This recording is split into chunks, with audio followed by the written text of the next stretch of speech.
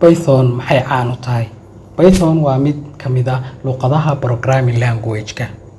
Waa mid fudud in la barto, syntax-keedu way sahlan yahay, waxaana si weyn loogu isticmaalaa web development-ga, artificial intelligence-ga, data science-ka iyo automation-ka.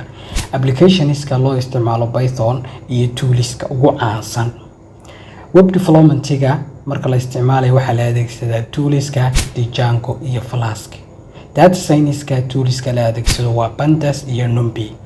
Dhanka artificial intelligence-ga iyo machine learning-kana waxaa la adeegsadaa TensorFlow iyo PyTorch. Automation-ka iyo game development-ga sidoo kale iyagana waxaa la adeegsadaa Pygame. Python waxay leedahay library badan, bulsho firfircoon iyo sidoo kale isdhexgal nidaamyo kala duwan, taasoo ka dhigaysa mid awood badan caalamka oo dhan saameyn ku leh. taariikhda haddaynu fiirino, Python waxaa la aasaasay 1991 waxaa aasaasay ninka lagu magacaabo Guado van Rossum. wuxuu ka dhaxlay fikrado badan oo ka yimid luqadii la oran jiray ABC, isagoo diiradda saaraya fududeynta iyo akhris wanaagga koodhka. waxaa jira barnaamij la yiraahdo Interpret Python. Interpret-ku waa turjumaa Python u turjumaya line by line, taasoo fududeynaysa in si saxan loo akhriyo khaladaadka. waxaa jira noocyo kala duwan oo uu leeyahay, marka waxaa ka mid ah CPython, PyPy iyo sidoo kale Jython iyo IronPython. astaamo baa jira ay uga duwan tahay Python luqadaha kale. waxaa ka mid ah astaamaha walrus operator oo badanaa loo adeegsado si loo sameeyo inline assessment. sidoo kale waxaa ka mid ah list comprehension oo badanaa isagana loo adeegsado si loo abuuro lists si fudud.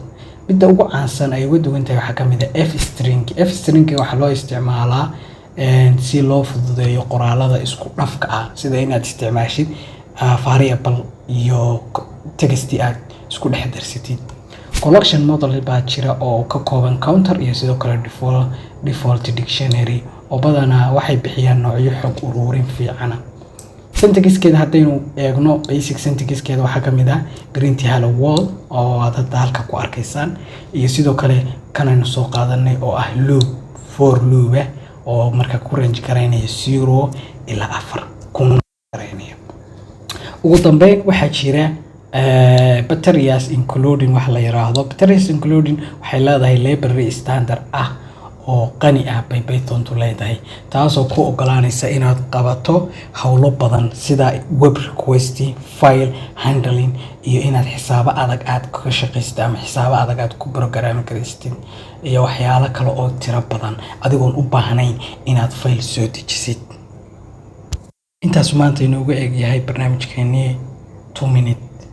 aad baan idin salaamayaa. Assalaamu calaykum waraxmatullaahi wabarakaatuh.